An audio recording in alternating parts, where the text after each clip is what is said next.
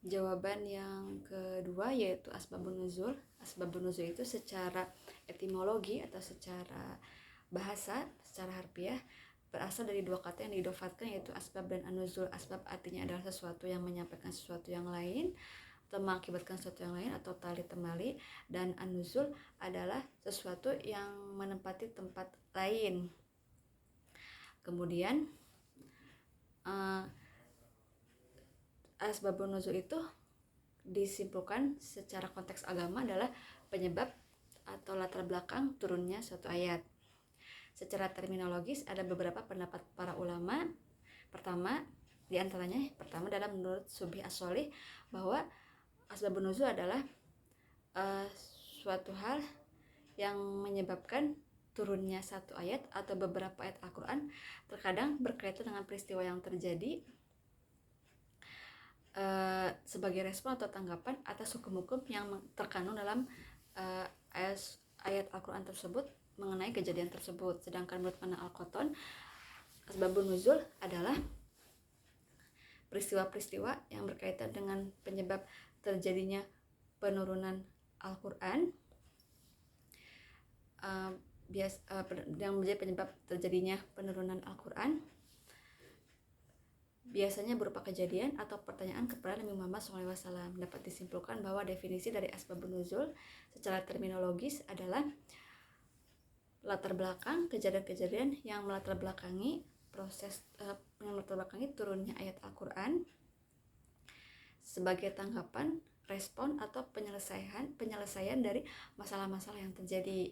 Bisa konflik sosial seperti ketegangan antara kaum Aus dan Khazraj, bisa juga masalah besar seperti seorang sahabat yang pernah mengimami sholat dalam keadaan mabuk. Kemudian bisa juga pertanyaan yang diajukan kepada Nabi Muhammad SAW, baik itu pertanyaan yang sudah lewat, pertanyaan dari masa yang sudah lewat, atau pertanyaan dari di waktu yang sedang terjadi atau yang akan datang. Para ulama juga berbeda pendapat masalah apakah setiap ayat Al-Quran itu mempunyai asbabun nuzul. Para ulama mengatakan ada yang tidak ada latar belakangnya disebutnya ibtida, ada juga yang ada latar belakangnya disebutnya goir ibtida. Namun sebagian ulama berpendapat setuju bahwa sejarah Arabia sebelum adanya Al-Quran itu menjadi latar belakang makro pada Al-Quran, sedangkan riwayat-riwayat asbabun nuzul menjadi latar belakang mikro pada turunnya ayat Al-Quran. Asbabun nuzul sendiri ada dua jenis. Pertama, ta'adud sabab wa wahid an-nazil, beberapa sebab tapi satu turun ayatnya. Pertama, surat Al-Ikhlas, a'udzubillahi minasyaitonirrajim, bismillahirrahmanirrahim, qul huwallahu ahad, allahus samad, lam yalid walam yulad walam yakul lahu kufuwan ahad.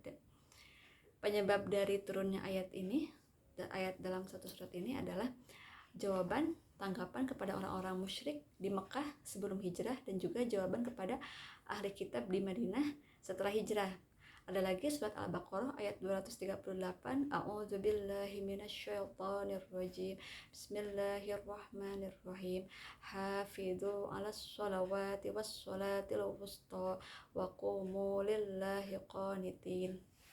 Penyebab dari turunnya ayat ini adalah pertama, Rasulullah itu mengimami sholat duhur dalam keadaan cuaca yang sangat panas. Kemudian para sahabat merasa berat hati untuk melaksanakan sholat duhur tersebut. Ada lagi yang meriwayatkan bahwa Rasulullah itu ketika mengimami sholat duhur dalam cuaca yang sangat panas, hanya ada sekitar satu saf atau dua saf para sahabat yang menjadi makmum, dan sahabat yang lain ada yang tidur siang, ada yang sibuk berdagang, sehingga mereka disuruh untuk melaksanakan sholat ketika waktunya datang. Maksudnya khusus untuk beribadah dalam waktunya. Yang ketiga, ada juga sahabat yang masih bercakap-cakap mengobrol dengan temannya ketika datangnya waktu sholat.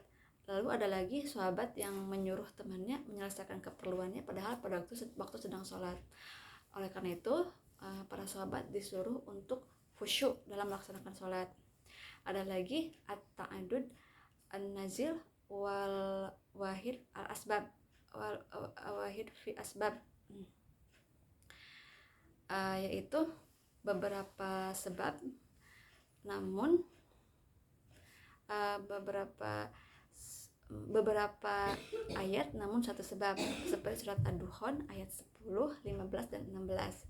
Pada waktu itu kafir Quraisy sangat membangkang kepada Rasulullah SAW. Kemudian Rasulullah berdoa agar kaum Quraisy diberi kelaparan seperti saat pada zaman Nabi Yusuf alaihissalam.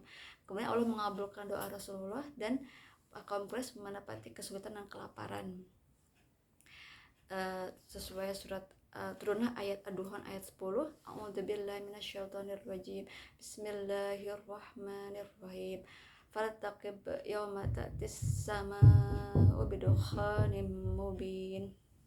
Setelah itu kafir Quraisy karena saking menderitanya, mereka bahkan kelaparan dan memakan tulang, akhirnya mereka menemui Rasulullah dan meminta bantuan untuk musibah ini. Lalu Rasulullah mendoakan agar diturunkan hujan. Turunlah ayat Ad-Dukhan, surat Ad-Dukhan ayat 15.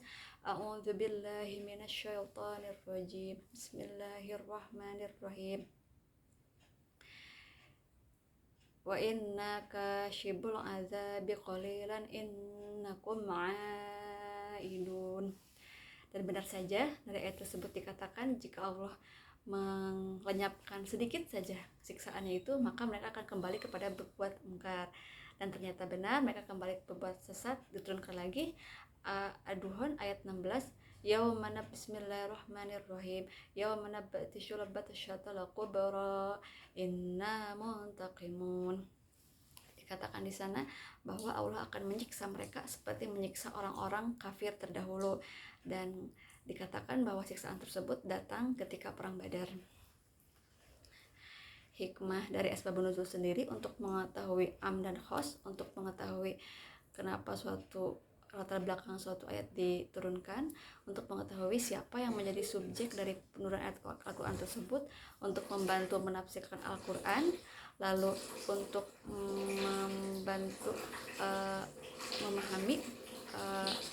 memahami Al-Quran, dan juga untuk melihat bahwa Allah selalu mengiringi Rasulnya.